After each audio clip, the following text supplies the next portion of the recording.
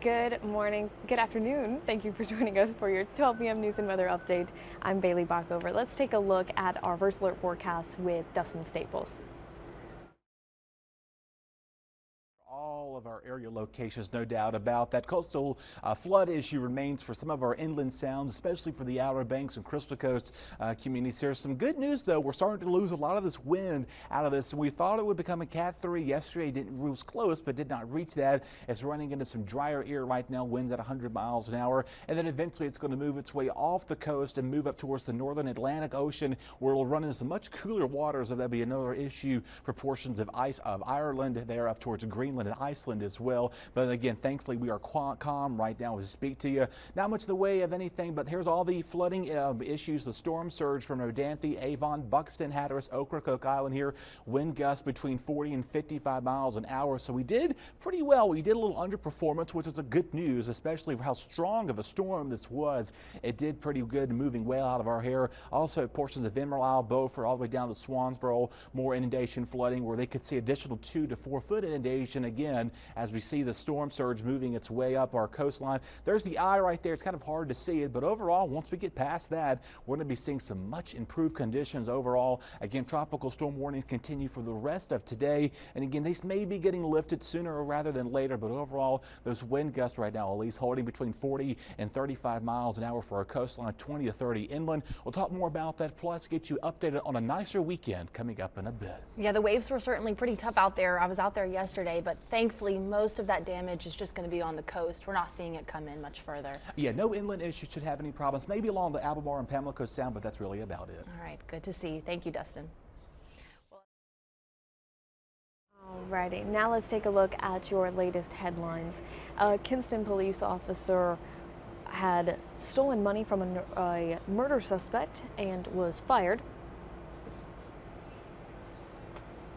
Let's dive into the North Carolina State Bureau of Investigation says it was asked in June by the Lenoir County District Attorney's Office to look into the suspected theft of money from a citizen by a Kinston police officer after a crash in May of 2024. Yesterday, the SBI arrested Officer DeQuante Jones. Jones had violated policies related to grossly insufficient job performance, according to the letter from the department's investigation with the SBI. His first court appearance is this morning. More details on that event was on our website and is continued to be on our website at WITN.com. For now, Highway 12 still closed. Highway 12 between the Pony Pens and the ferry terminal remains closed as it is impassable thanks to Hurricane Erin dumping sand and water on the highway. Hyde County says there was minor flooding in Ocracoke, but that access to the inland won't resume until a mandatory evacuation is lifted. A county spokesperson says they won't know more about the condition of the highway until tomorrow. Hyde County enacted a mandatory evacuation Sunday night for visitors on the island. And Trent Woods police are warning residents of a coyote sighting in the area. The animal was seen in the area of Highland Avenue and Canterbury Road.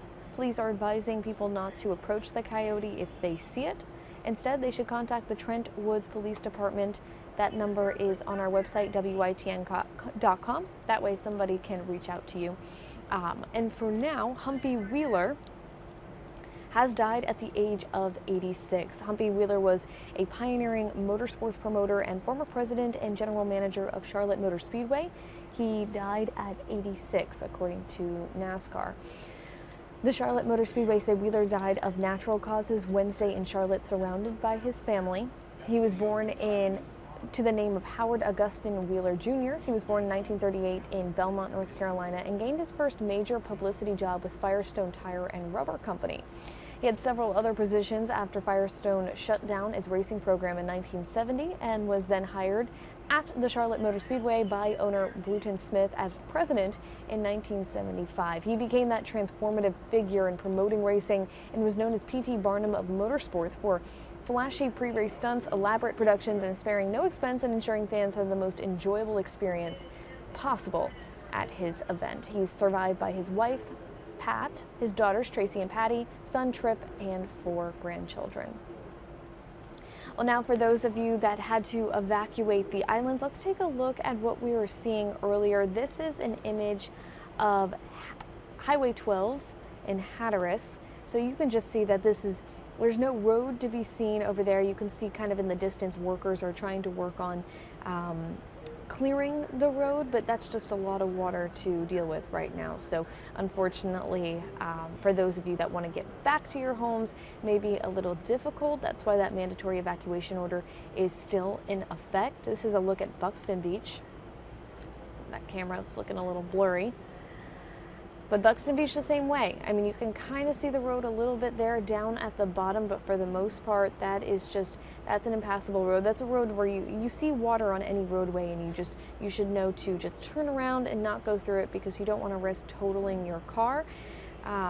If you think you can do it, but you're not sure, likelihood you should probably turn around. But we do have some beautiful weather coming towards us tomorrow into this weekend. That's thanks to Hurricane Erin as well. Seeing the sunshine and a bit cooler temperatures. I know next week we might dive into the upper 70s, which is something that we really don't expect to see in August, at the tail end of August. But for now, that's all the time that we have for this hour. You can join us back here at 1 p.m. for more news and weather updates.